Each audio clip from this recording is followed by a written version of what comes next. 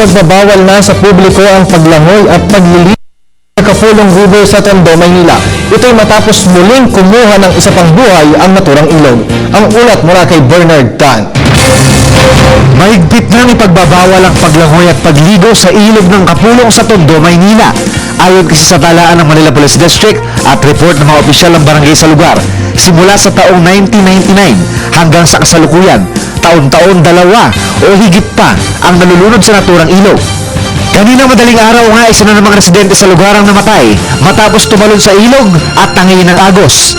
Hinala ng mga residente, posibleng nakainom ang biktima na tanging sa alias na Jojo nakilala.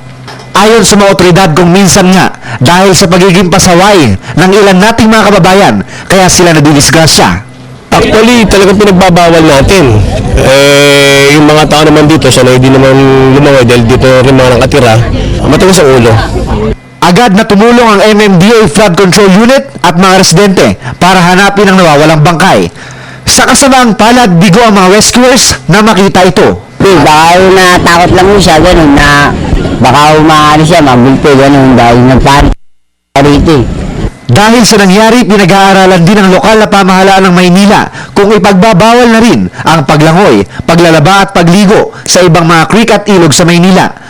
Maliban kasi sa panganib na malunod, hindi rin umano may iiwasan ang mga sakit na posibleng makuha natin sa mga maruming ilog gaya ng Kapulong River sa Tondo. Para sa Telebisyon ng Bayan, Bernard Tan.